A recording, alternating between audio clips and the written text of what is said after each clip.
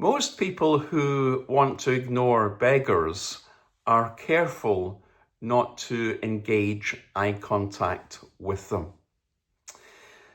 Rightly or wrongly, that's been true of me on a couple of occasions as I've walked through Royal Exchange Square and down Buchanan Street on my way to Glasgow Central Station.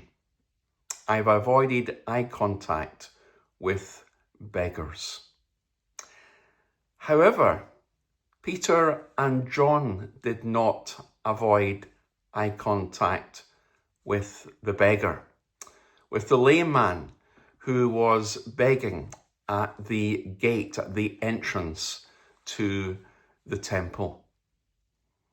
As we work our way through the exciting and challenging narrative of Acts chapter 3 in our reflections this week under the theme of Look, God Did It, you'll note that in verses 4 to 6, they fixed, that is, Peter and John, fixed their eyes on him. They looked directly at him. Imagine if you were the beggar.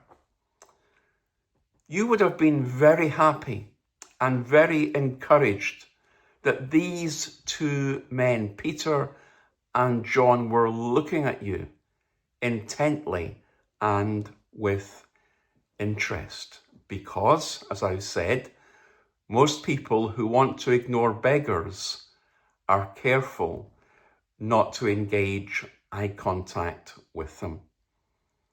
And so when they looked at this lame man so intently, the lame man must have thought he had a big gift coming.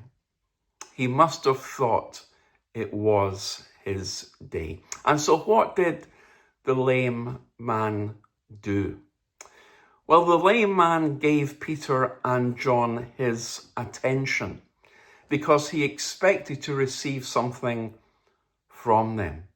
The lame man returned the eye contact with Peter and John, because it's when someone makes eye contact with you, you will always make eye contact with them. And that was true of the lame man.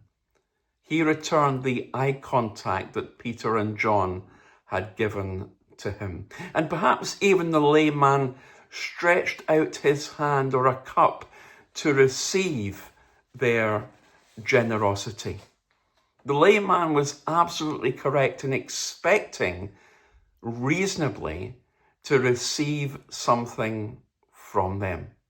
But, and here's the but again, he was going to receive so much more than the monetary donation that he would in and of itself have been satisfied with.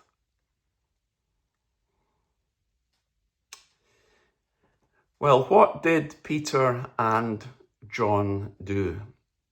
And more particularly, what did Peter say? Well, let's read what Peter said in Acts chapter 3. Peter said, "Silver or gold I do not have, but what I have I give you. In the name of Jesus Christ of Nazareth, walk." 9 very important words.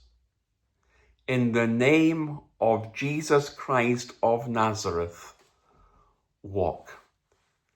That is what Peter said. And in many respects, that's all that Peter really needed to say. He didn't have silver, he didn't have gold, but what he did have was authority from Jesus. Note this, authority from Jesus to heal the sick. What I do have, I give to you.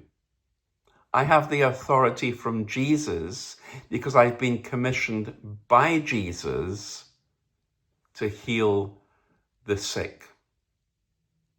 See, Peter knew what it was like to have God use him to heal others.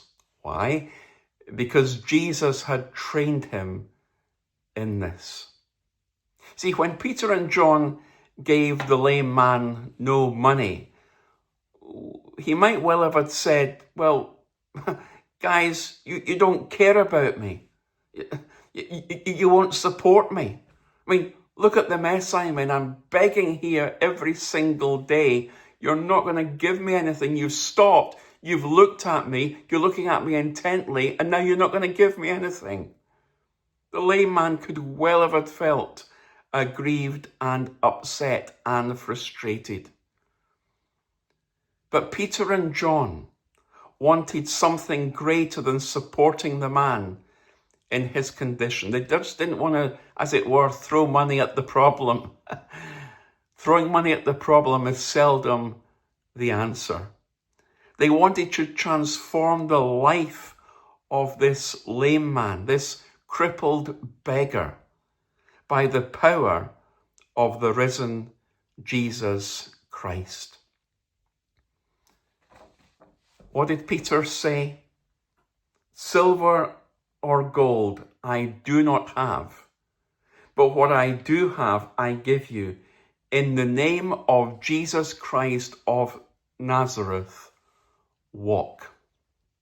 In the name of Jesus Christ of Nazareth, walk. He gave the lame man power in the name of Jesus. Note that.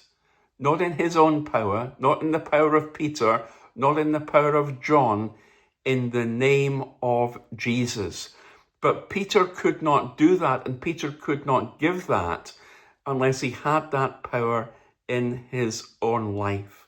The authority of Jesus was invested in John. The authority of Jesus was invested in Peter. And you know, we need to be very, very careful and very, very discerning, because many people want to be able to say, so to speak, rise up and walk, without having received the power of Jesus to transform their own life. In the name of Jesus Christ of Nazareth. It was in that name, the name that carried all the authority that Peter ever needed. It was in that name, and because of that name, that Peter was able to speak into the life and into the ears, as it were, of that crippled beggar, that lame man. What Peter said was significant. In the name of Jesus Christ of Nazareth, walk. And that changed everything. What Peter said. Join me tomorrow in Teaching Truth as we look at what Peter did.